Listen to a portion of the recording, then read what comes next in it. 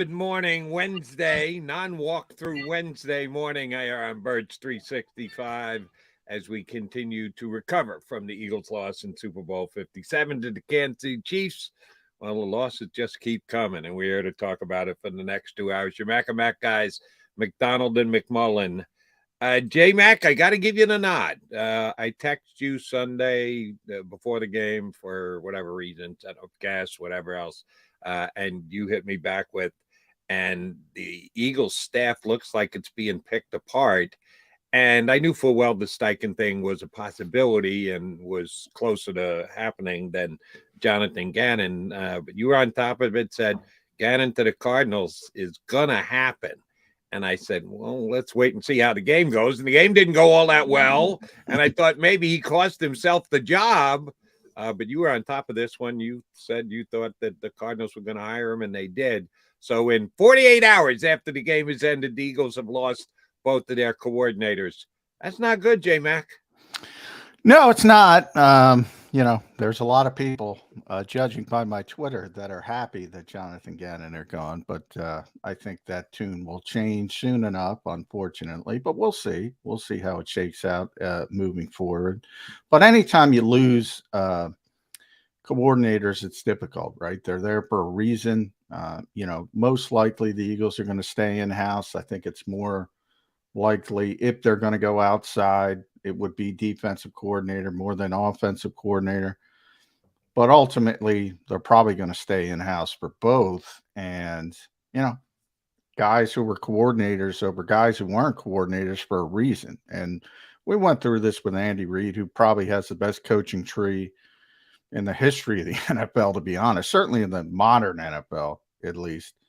And when the attrition starts, it gets more difficult. And sometimes you find guys who, and Nick Sirianni, spoke about this because he knew, Howie Roseman said from day one, we're renting Jonathan Gannon. I mean, that he's so well regarded around the NFL. He knew he had a short shelf life here. And that's how it turned out. He ended up being correct. Shane was a little bit more under the radar, but once he got the play calling and he turned out to have such a feel for it, you got the feeling he wasn't going to be here long either. And that's the way it shook out, unfortunately for the Eagles. But that's the price of success. I mean, people are going to come looking for, and they went through it last year with the front office, and now they're going through it with the coaching staff. And it makes things more difficult. But Nick was aware, and Nick was grooming guys, and he takes a lot of pride in that, especially with the younger coaches, trying to bring them along, trying to manage them, trying to coach his coaches, so to speak. So he's been preparing for this, and we'll see how it works, but it's going to be difficult. There's no doubt about it. And when I say you guys, I mean those on the Eagle beat, the guys that you hit all the major interview sessions with, were right on top of it, and rightfully so, started asking questions when requests for interviews for both Gannon and Steichen started to come to the Eagles. And Sirianni was asked about if you were to lose, the old hypothetical question, which I love. And he was receptive to answering the questions and did say, hey, I know what I have in my building. I know the guys that I have on my staff that I like as much as I do, but I'm on top of what's going on around the league. I'm aware of who's doing good job in other places. So he did at least plant the seed that they would be open-minded to looking to other teams if they had to fill openings and voids in their own coaching staff because of upgrades and defections by some of their coaches going elsewhere. And now they have to fill two of those biggest voids and needs that they have. Lip service, do you think he meant it? You just told us you think it's more likely that they will just promote from within rather than go outside. Do you think it is a serious consideration that they are right now discussing who could potentially come in and join this Eagles staff from another organization? Well, two things there. They have to. Number one, the Rooney Rule changes from a couple years ago. You have to interview at least one outside candidate for coordinator jobs now. So they have to. They have to talk to someone, and like I said, it's more likely going to be on the defensive side than the offensive side. Look, Jalen Hurts is very close to Brian Johnson. That's why we're all pointing in that direction. Mm-hmm. I mean, that's what he wants. He's the guy getting the $50 million extension. It's amazing how things are quickly. Now you're trying to make the quarterback happy. I'm very confident in saying that Brian Johnson's going to be the offensive coordinator of this team. Defensively, I'm not nearly as confident. If they stay in house, it'll probably be Denard Wilson being the new coordinator. He's certainly second in command. Jonathan Gannon himself called him his right-hand man. He would be the guy, but I do think they'll take some time and talk to some people outside the organization. And that's remember, Nick's an offensive guy, right? So when you have that setup, Jonathan Gannon was in charge of the defense. So, I mean, he had more freedom on his side of the ball than Shane Steichen had on his side of the ball. And it's a bigger job when you have an offensive head coach. The defensive coordinator is a bigger job. It's a bigger deal. So, they got to get that one right, or as close to right as possible. And, they got to ask themselves first off, and I know, look, a lot of people didn't like Jonathan Gannon for whatever reason. I think it had more to do with the scheme and how they played in the modern NFL more than dislike for the actual person. That's just my personal opinion. Do they want to keep running this scheme? Number one, that's where it starts. If you want to keep the Fangio scheme, all right, then Denard Wilson's in play. Maybe some other acolytes he has around the league. Sean Desai is one guy I brought up in Seattle. He's a Fangio guy. He's been interviewing for coordinator. Sean Payton might bring him in Denver. I don't think he's made a decision yet. So there are some names out there. And it starts first and foremost, do you want to keep running this scheme? I don't like it. I tell you this all the time. Now, people know I like Jonathan Gannon personally, and I do, and I admit that, and I'm very honest about that. But I also say, and Jody, you know this better than anybody, I don't like this scheme. No. I don't like it. Too many teams run it. At a certain point, there's a tipping point, like with Tony Dungy in the cover 2 and Pete Carroll in the cover 3. When you get all these replicants, at a certain time, there's a tipping point. Too many teams are playing it. Too many offenses get adept at the weaknesses of it. And I want more ahead of the curve kind of thinking. But that's easier said than done. Let me give you, and what John just said is true. If you need my confirmation, if John said it once, he said it 50 times here on Birds 365 in the last year and change. Don't really like the system. Like Jonathan Gannon, but don't like the system for the reasons that you just stated. But here's the reason why, if I were guessing, that I think they're going to stick with the system that they do have in place. They've got two key guys that they've acquired in the last year that they made major commitments to, one with money, one with draft capital, that fit the Fangio system maybe better than they would another system, and that's Hassan Reddick and Jordan Davis.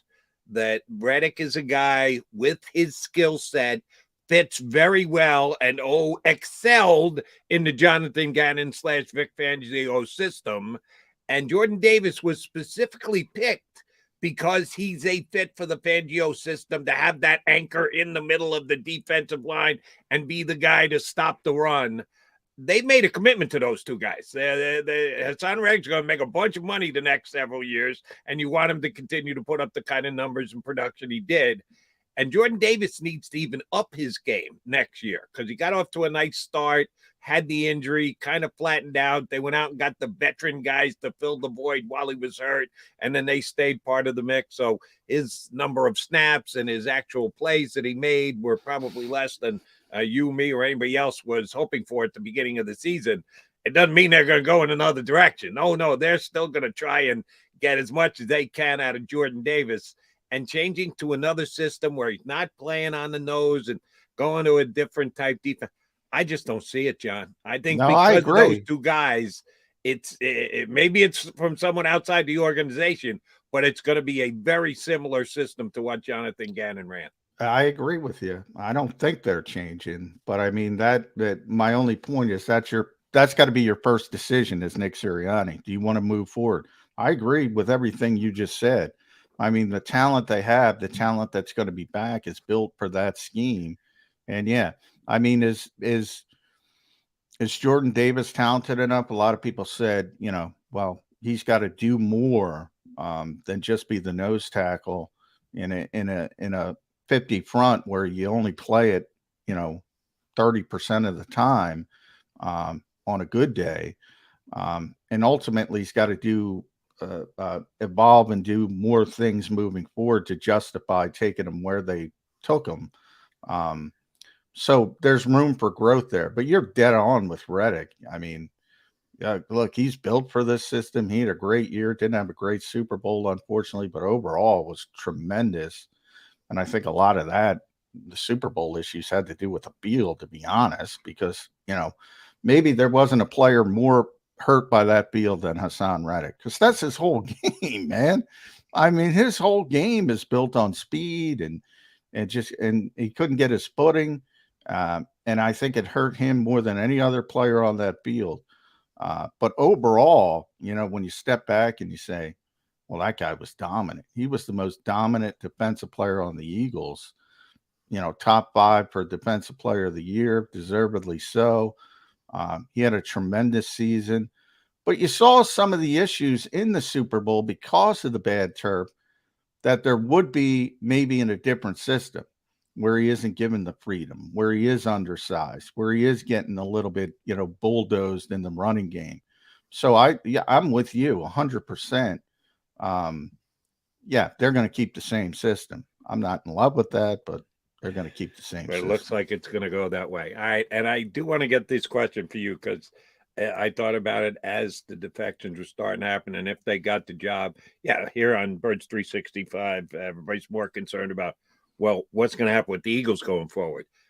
But I am intrigued by how the two guys who are leaving will handle their new positions.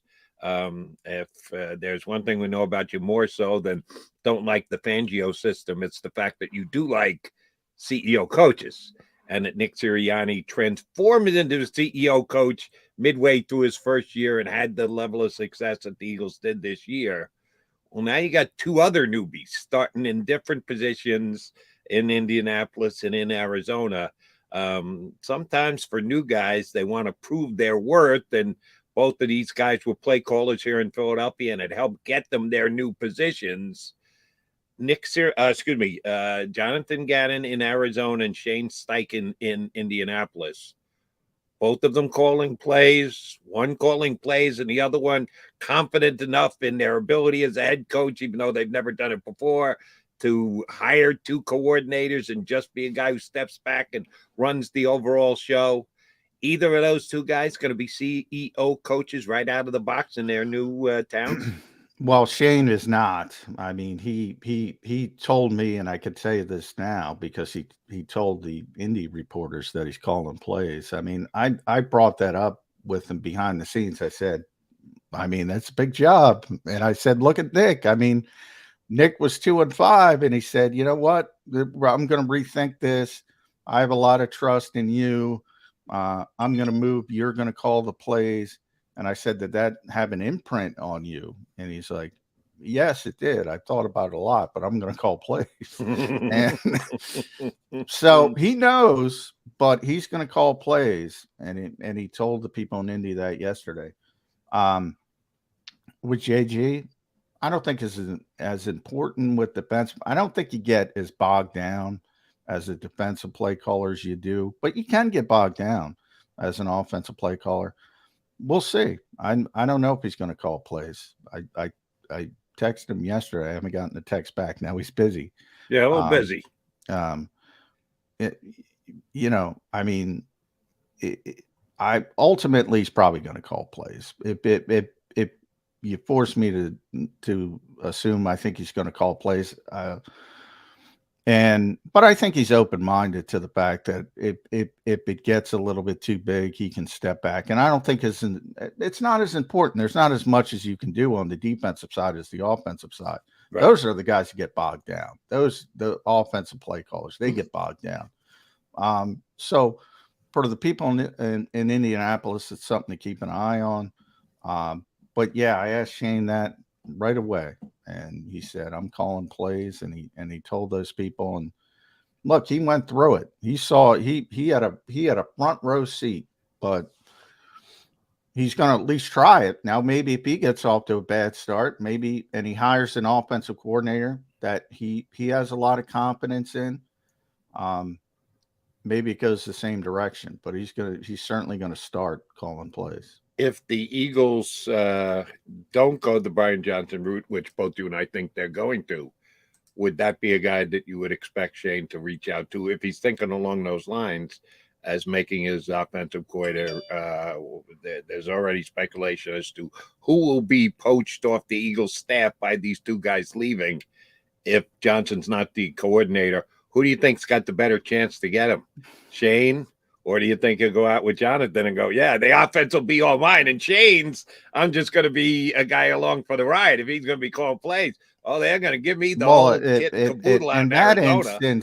In that instance, you would think Arizona would have the better chance because you have the same thing I was talking about here.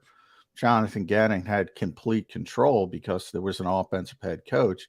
In there, he would have complete control because he's under a defensive head coach, where Shane's going to have control over the offense. So from that perspective, and that, by the way, is the only thing that I think can derail Brian Johnson as the OC here. First of all, the Eagles know all the interests, so they know they have to promote him or they're going to lose him, number one.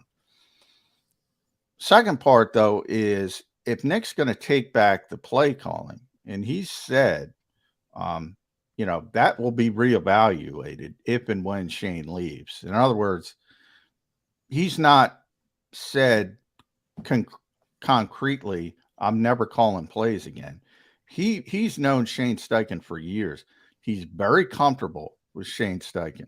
He knows Shane is going to implement what he wants implemented. Brian Johnson, he didn't have a relationship with. Howie Roseman found Brian Johnson, said, look, this guy's an up-and-coming young coach. Look at him for quarterback. Then he interviewed him and hired him and all that kind of stuff.